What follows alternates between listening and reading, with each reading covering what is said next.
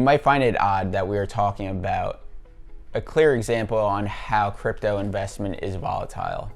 SushiSwap, the decentralized cryptocurrency exchange that started with a scandal, is facing a crossroads as infighting among developers has investors seeking to reorganize the supposed autonomous organization. Two large owners of Sushi Token, which gives holders governance rights over how the protocol operates, submitted a proposal to restructure the project that may be considered for adoption as early as this week.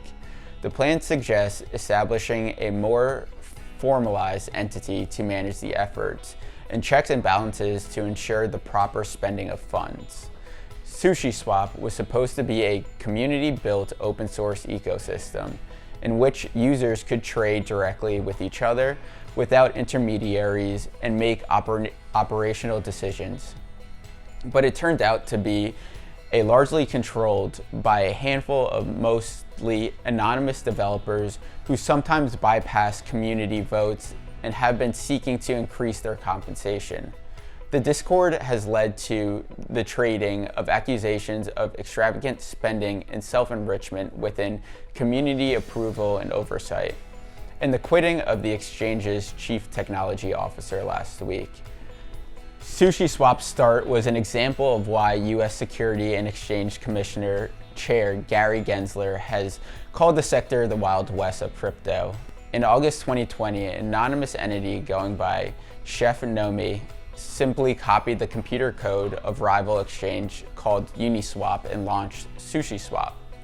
Offering its own token, Sushi, the exchange quickly lured hundreds of millions in users' funds with incentives. But within weeks, Chef Nomi cashed out about 13 million of developer funds.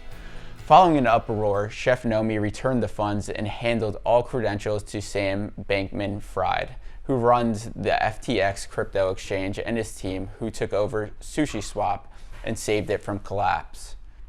On December 5th, SushiSwap's CTO, Joseph DeLong, made a series of tweets to refute the absurd defamations about him, while also saying he would quit if his compensation was not increased.